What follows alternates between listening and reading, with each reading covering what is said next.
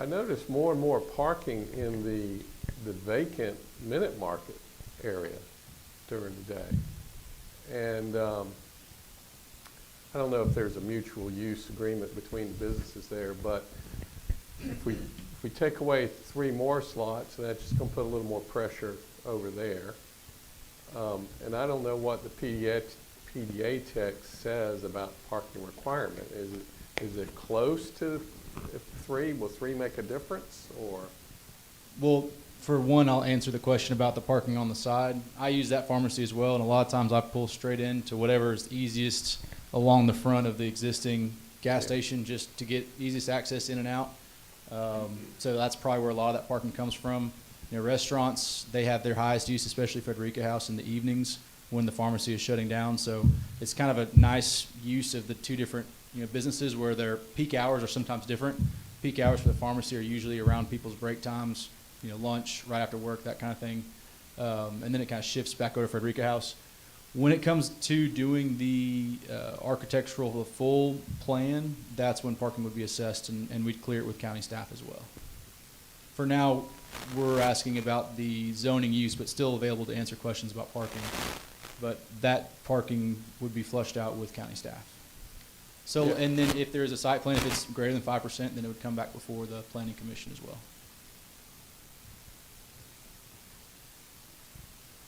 So what you're saying is you're not really too concerned about the parking at this point. At this point, no, sir. We're concerned about the use and rectifying the zoning as it is. All right. We spoke earlier about the buffer, which may make the driveway more palatable. But if I was the owner of that residential house that they just purchased, and now I'm going to have a commercial driveway in my side yard, I would be really concerned. Has that owner been spoken with?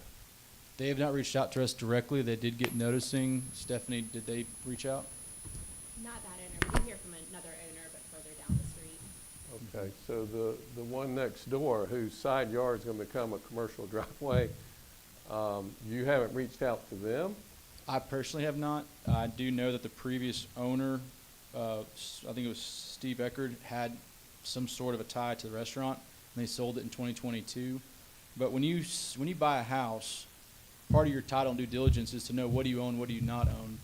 And when they bought that house, that driveway was residential. I mean, what's being proposed was R6 when they bought that house. But they didn't own that property. Correct. I guess, let me see. I was going to see if I have a picture of what driveway you're talking about, because I believe the garage is on the opposite side of the house. And I do believe that you've spoken with I apologize, the owner is here as well, and I believe he's spoken with the tenant. Not sure if he wants to. Yes, Patrick, I spoke with a tenant who's in the house current time. He works on Sea Island. The house is in bad shape. It's in disrepair. And I've told him what we plans are, and he has not. I said, tell your fellow that owns the house, I think he lives on Sea Island, what we plan to do. I have not heard from anybody. Okay. It says here that a public hearing notice was published in the Brunswick News. Notice was mailed to all the property owners within 200 feet of the subject property, and notice was posted on the subject property prior to May 1st, correct? So is it safe to assume that the property owner, whoever the owner of record is, something was mailed to that person, plus there's a formal ad taken out in the Brunswick News and whatnot, and then there was actual placard put out? And there was that is also the correct. abandonment as well, which would have had the same noticing requirement. So it's kind of 2 times back to back within the last 6 months that they were notified that there were changes happening. Yeah, I'm familiar with notice requirements. I also remember Stephanie mentioned that we don't always mail those out. Is that changed, or? For reasons, we always mail them out. For It's rezone. within 200 feet of the property boundary is what we mail. Okay. Yes. We spoke earlier about the buffer. Sorry, I got sidetracked on Yes, sir. if the owner was noticed. We talked about a potential buffer to make this a little more palatable, and so I've heard 12 feet. Is that the requirement Yes, sir. Okay. Is that just a vegetative buffer, or we require, is the owner willing to comply with a wall like we did across the street for Oak Plaza? So I can speak first to what the requirements are, but then we can talk about what he's willing to do, because Yes. I can speak to what the ordinance are, and he can speak to what he's willing to do.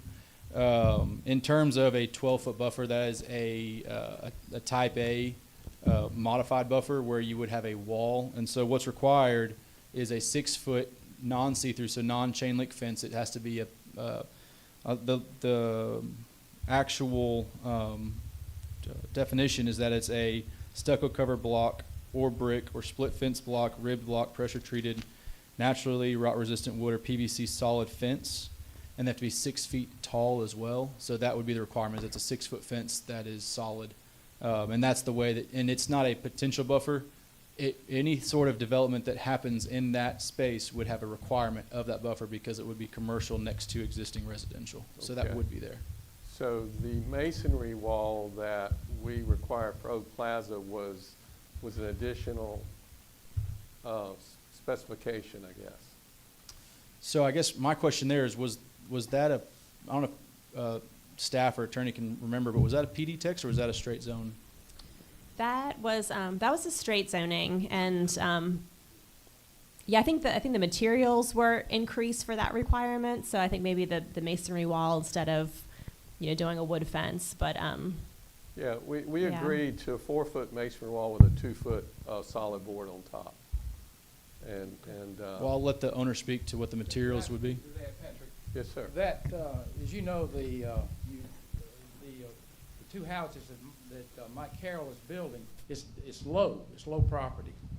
Yeah, And that's a completely different situation from well, across the street. original requirement was 8 feet, and then when we found out the elevation was several feet below. Right, Then we agreed to lower that requirement to the 6 foot. okay. And the reason for the masonry was primarily because, wood fence deteriorates over time. They don't last 10, 20 years like we think they do. And we did not want that to become an eyesore. So that fence, while it was a substantial cost to the developer, they were willing to do that because it gave a good visual separation between the commercial and the residential area. We had the same discussion for the proposed storage that was going to be on Palmetto. All right, they were going to be required to put in a buffer and a wall over there as well. They ultimately did not go forward with that project, so that was their call. But so I would just prefer to see this be treated consistently. I think that would be fair to the residents. I can understand that, but I don't think I would be prepared. That would be very costly. That wall was very, very costly, I'm sure, and I don't know how many to-goes I'd have to sell to pay for that wall. And what I'm just trying to do is add value to my property and fill a need. But there's a limit to what you could spend to do that. Yes, Now, I understand. of course, I've ridden it for years. I've been my property's in Glen Haven, and I've ridden all over Glen Haven, and I haven't seen, but the only concrete masonry wall I've seen is that one that we're talking about. Yeah. Everywhere. It's all wooden fences. Well, which we I would have put it- sorry, we'd put a we- non-rot, a good fence there, of course. I appreciate it. Yes, sir. But we have these discussions only when we have commercial and residential I understand. butting up against each other, okay? There was another wall put in on the other side of Thrive, between Thrive and the first house. Now, that was a 10-foot wall, I think, all right? So, and it goes around, right? That was the compromise, if you will. I will say, and Matthew, you can speak to this, but as far as like a buffer is concerned, a 12-foot buffer, you can get a real significant landscape buffer in about 36 inches, which is roughly the span of your footer and your masonry wall. That would be very pretty for that neighbor and green and fluid.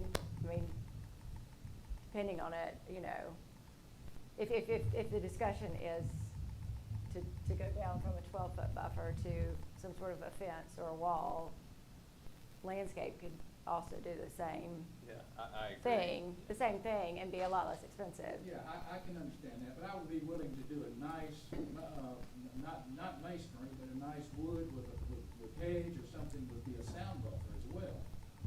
Now, a concrete wall is not very much of a sound buffer, but hedges are.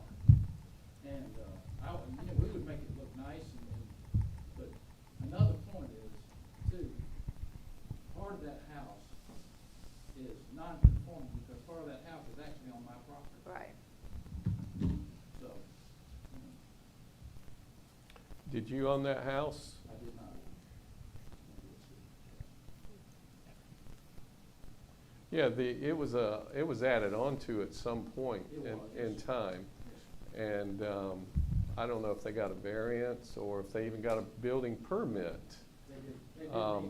But that condition has existed for probably 15 plus years. Longer than that, yeah. So, are they non-compliant now? I'm not sure. We've kind of allowed that to go on without any question about it.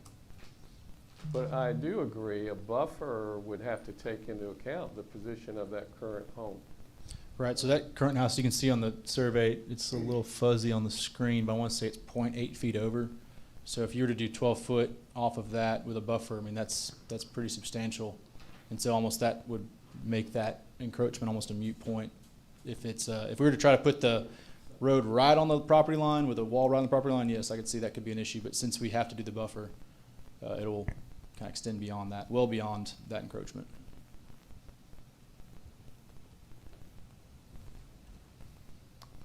Right. Any So you- more? Well, you're talking about shifting then the driveway closer to the existing buildings versus it being on the resident side. Yes, sir. Is that what I'm hearing? Yes, sir. How will you address the broadband boxes and the utilities at Atlantic? Right, so we have 12 feet plus about another 11 feet before you get to that box. And so I have it scaled out on here. I want to say it's 12 plus 10.49 feet. That gives you the space allowed. But also in this case, you can get with the utility companies and move poles. If they're going to expand service, a lot of times they'll do that at their cost. If you're going to, if they're not going to get any additional houses or hookups, then a lot of times they'll put that cost on the developer. So at the time when they're starting to do the full design and cost analysis of, is it worth putting the expansion on the restaurant, the cost for the road, and the cost for the utility move, that would come into consideration for the owner whenever it comes time if they want to look at moving that box. But we coordinate with the utility companies for those kinds, very frequently actually. Would we be required to move it? We can get around that box. I'm saying you'd coordinate with the utilities to see the spacing, and they make the call. And then the call from them is whether or not you have to pay for it or I got it. they'll do it at their own dime. Mhm. So you're saying there's room for a buffer and for the driveway without moving the cabinets? I'm saying there's 12 foot plus another 10.49 foot between the property line and the cabinets. What would be the width of the driveway then? I mean, if you can, so a standard drive aisle is anywhere from 9 to 12 feet. So it's enough to fit by there.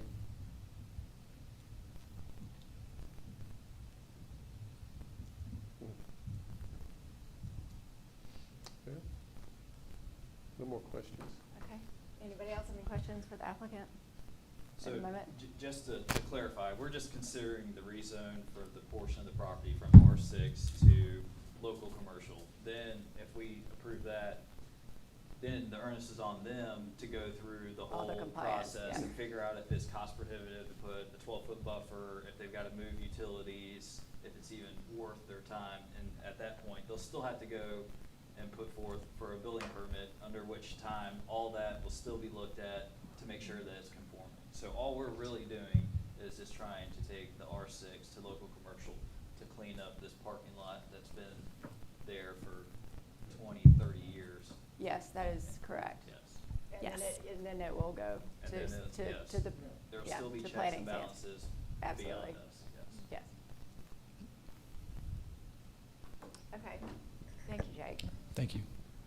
So this is a public hearing, open for public comment. So if anyone is present that has any questions or would like to make a statement, you may go. Joel Willis, live on St. Simon's Island. Madam Chair, Commissioners. After 8 years, I thought maybe I might miss this commission, but I don't really miss it at all, I tell you. You know, Mr. Mitchell has been paying taxes on that lane for 33 years, and he just now got the county to finally abandon it, to recognize the fact that he owns it. When you pay taxes on something, you own something. So he's worked a lot. He has spent a lot of money just trying to get to the point where he is now. And I'm really surprised that nobody has brought up the issue that what this really does, it creates a better, safe way to get out of Frederica House. If you go to Frederica House at night and you're trying to come back out on the Frederica Road to turn left to go north, there's a tree right down there by Thrive or Vitality. It's hard to see. So by people being able, even the people who are not doing the takeout part can still come out this way to Atlantic and get to the light, and they'll have a safer egress out of that parking lot. Also, I did a quick count just while y'all were talking. There's over 60 parking places there already. There's probably more than that.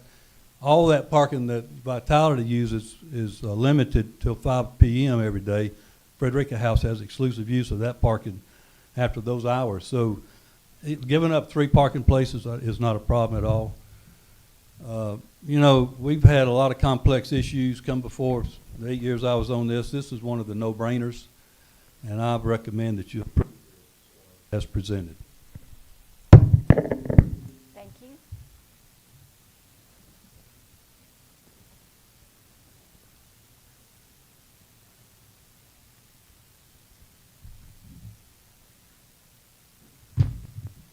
Hugh Bork, I'm a resident of St. Simon's. My horse in this race is I got rental property that's just outside the 200-foot notification requirement of this, so didn't get a notification, but I do pay attention. Don't agree with Mr. Willis's recommendation. Not against the drive-through, let me be clear on that. But what's presented here is not workable. If you do a kick and count of the parking spaces that are shown on the plans here, it's a net 0. It takes 7 away, total of 7 away, and adds 7. And again, I recognize the comments earlier that this is just a sketch. It's not the final plan. But that's what's shown on there. Well, let me give you a little bit of history. I spoke against the conversion of IDEC to Thrive, okay? I also spoke against Frederica Pharmacy, predominantly for traffic and parking. So let me take a little bit more history. When we talked about, and help me out, the new development right across Atlantic, the design organization. Anyhow, when that came up for discussion, we talked about traffic, okay?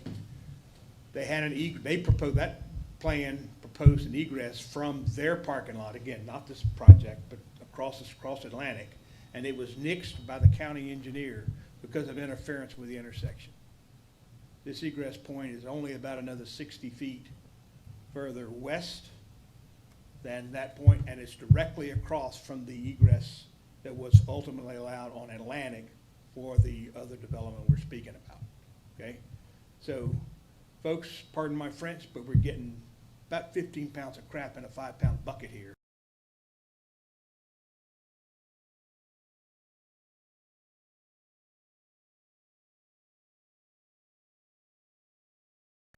And Frederica House in history, okay? That was part of the availability of having Thrive get their their approvals, okay? Has that, my question is, has that agreement transferred over to Vitality? Yes. Okay, that's a good point. Okay, all right, question answered.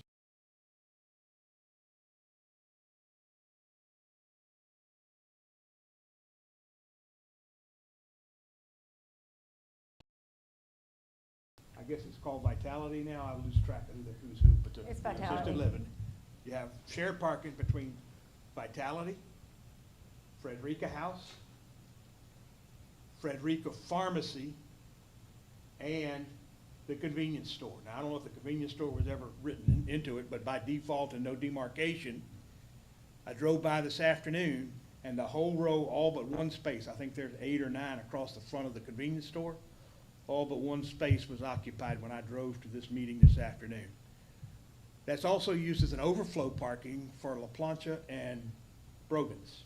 So one thing that drives me absolutely batty in listening to, and Mr. Duncan and Joel, you've heard me speak on this before, the silo decision-making made by this body, the Island Planning Commission, the Board of Commissioners, and staff is absolutely an Achilles heel for the quality of life here on the island, all right? So we've got our blinders on talking about what the applicant is asking for. That's great. And we need to answer his question, yes or no. I agree with that. But to make that decision in a box that doesn't look over the wall is a problem. The discussion has happened already here tonight on, do we get a site plan or don't we get a site plan? Okay?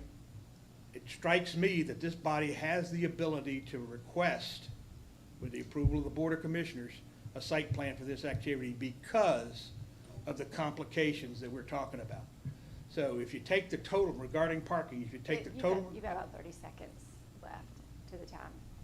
if you take the total parking that's needed for Thrive and all of those, I'll guarantee you, what you got there is not enough, and if we're taking away the proposed 7, you're not gonna make it. The application is also deficient. I appreciate Mr. Urser recusing himself, but that was not declared on the application. It's a blank. Donations, it's a blank, okay? Did anybody ask the question to make the application complete? There is a requirement for that information to be provided. Not provided, so therefore the application is not complete. And the traffic review, it's ticked off by the traffic review on your application.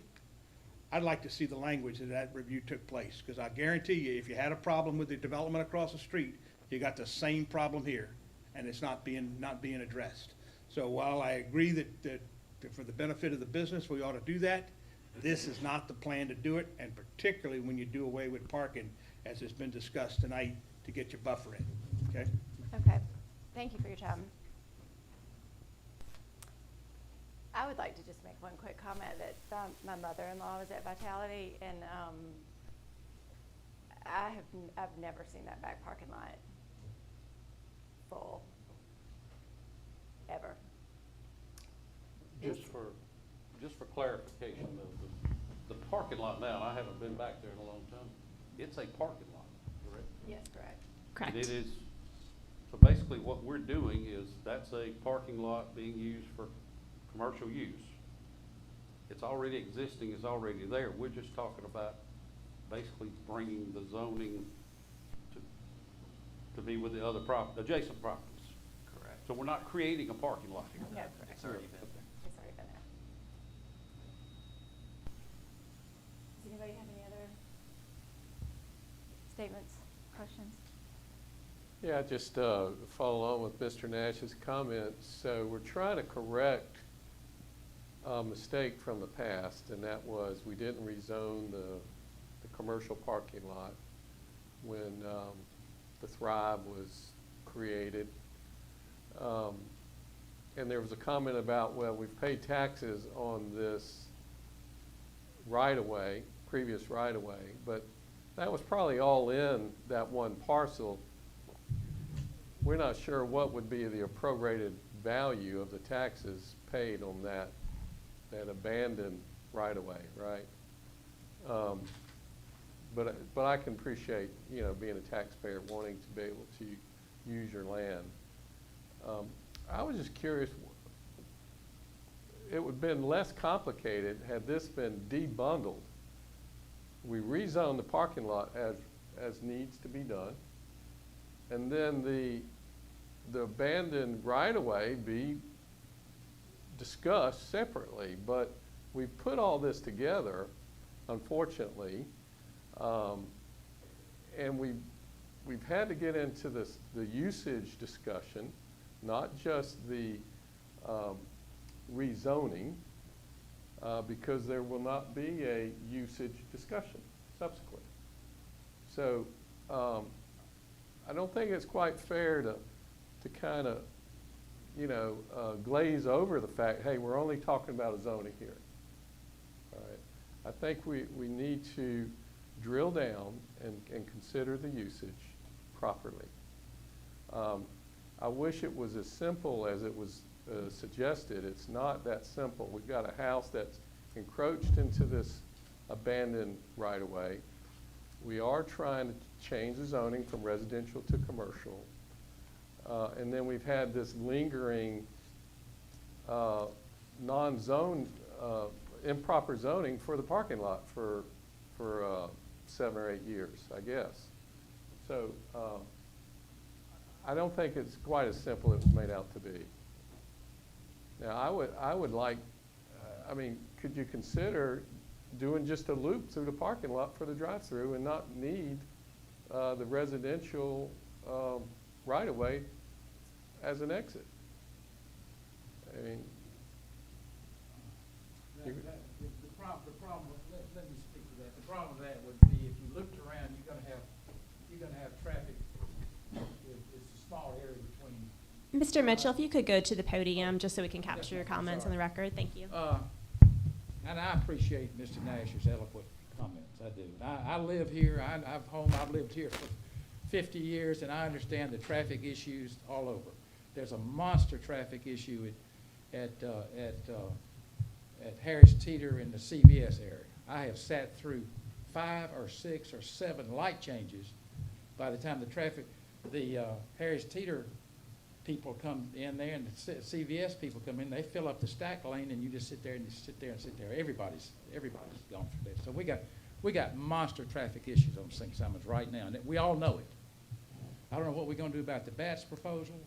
You got the people at Hamilton Landing raising Cain about it. I heard them talking about that. We got monster traffic issues on this island. We all live here. We're all trying to make a living here. And I understand everybody's concerns. I really do. And I've got concerns about the guy living in the house as well. But could we possibly do this? Could we clean up the zoning for the 100 feet from the edge of that man's property to the old Maple Street and clear up the PD on the parking lot that was never zoned properly and address this later? Would that be, I mean, that would satisfy me for now. And leave that, right now, leave that property there, R6. well, yeah, if I may, Ms. Chair, that's what I question. Why is it bundled together? Okay, I understand, Patrick, your concerns. And I mean, Completely. Staff would have to give us some guidance on that. Yeah. So, so there are historic lots of record that are beneath this, and so I don't believe any of this has been previously combined. I think all those lots are still intact, and so the rezone could be done based off of the boundaries of the existing lots of record. So the tax parcel is just a combination for taxing purposes. So that could be a way to split this if that's the commission's desire, is to look at a split that way. If we could clean the zone, if we could clean the zoning up behind the Frederick House and the parking lot now, clean that up now. That's been an ongoing. I've known it, and I have ignored it for years because it hadn't come up. But if I ever sell that property, it needs to be cleaned up, certainly. Correct. And I would still own the lot, or I would still own Atlantic Drive, and I've got a buildable lot there, which, in a way, I was doing the property owner a favor. I was going to let him keep his encroachment in there, and not ever have any issue with him on the fact that he's encroached on 7 feet of my property. I'd build him a nice buffer. But if we could do that at the present time, I would be happy. And then later on, we could try to work something else out. But I do need to reach out to that property owner, and I agree with what you said. I've reached out to Tenant. his tenant, and I've told his tenant what we were gonna do, and the man has never called me. So, Well, fair enough. okay. So just to clarify, it would be, the owner is suggesting that we just rezone the 3 lots, the 3 R6 lots of the parking lot and Take out the take Atlantic out parcel. the other one? And that's what Mr. Mumford and I were just talking about. So at this stage, we really can have the applicant change it, but if part of your recommendation to the Board of Commissioners is that you are only recommending rezoning a portion of the property, then that can be part of your recommendation. So because the entirety of the application has come forward, it really can't be a change at this point, but clearly the applicant is on board with that if that is the Commissioner's choice to go that route. Is there anything you want to add to that? I'm not exactly sure what to do here right now, but I mean, personally, that is not something that I am recommending unless So let's, that's what everybody else is on board with, but. Ms. Chair, if I may, so there are 2 options. I understand that, but we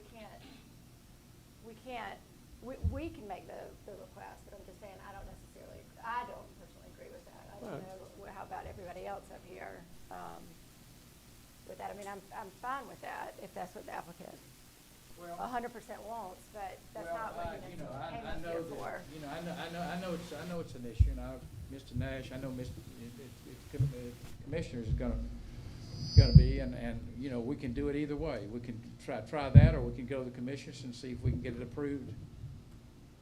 If you folks put several requirements, including but I can't afford to do, and I figure that a wall and a wood wall, I can't afford to do that. A concrete wall, a masonry wall, and all the way down. Certainly I can't afford to do that. I'd have to do a lot of other things to get it ready. I got to build stuff, and I'm in the twilight of my career anyway. So, I wouldn't want to do that. I'm just trying to reach a compromise to get what I need to get done. Part of what I need to get done tonight. We can go either way, though.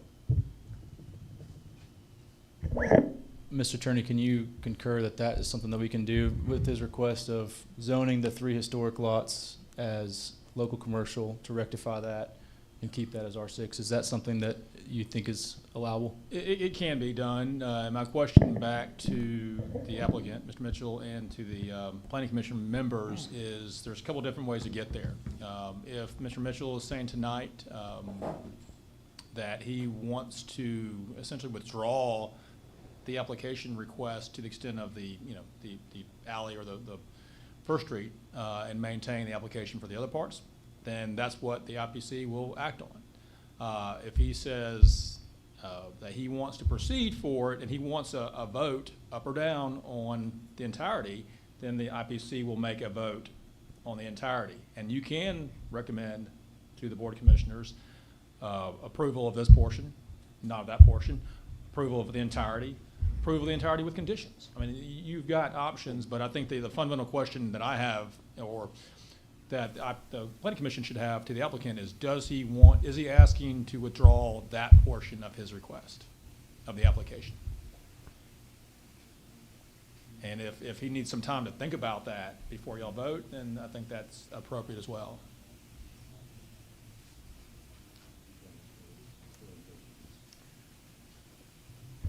Yeah, at this time, we'd like to remove this portion of the alley from the rezoning request to allow the existing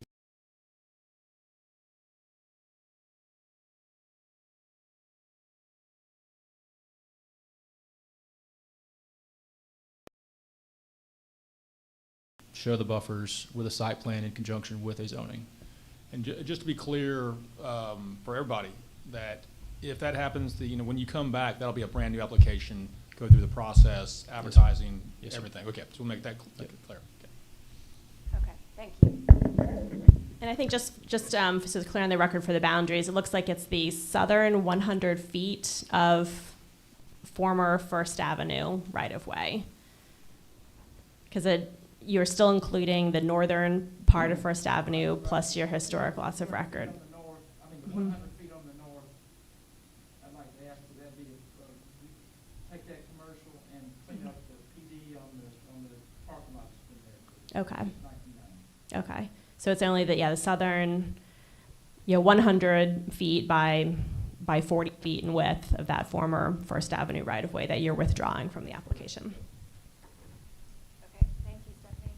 Would anybody like to make a motion?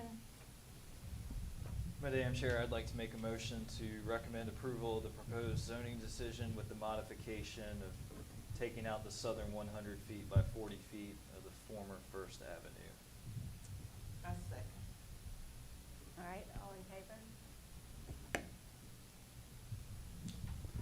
All right. Thank you. Okay.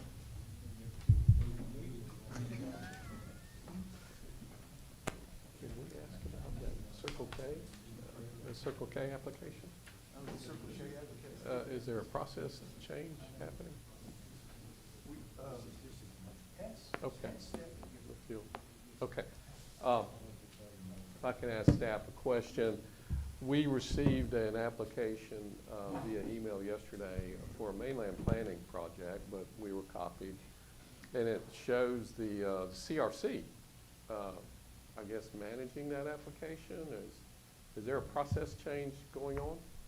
So, what you all received, did you receive it from the CRC? Is that how it came to you? Okay, so y'all, I think, are on a distribution list. So that's the development of regional impact. And so there's certain projects of a certain scale that are required to go through a statewide review process called development of regional impact. And the Regional Planning Commission is the entity that handles that. So they send it out to a lot of different entities to gather comments to see if there's any issues. And so that Circle K application is down by exit 29, and it's a number of diesel pumps that there's a certain number where it triggers the DRI. So they happen to have that specific number of diesel pumps they're adding to the site, and that's why it's going through that process.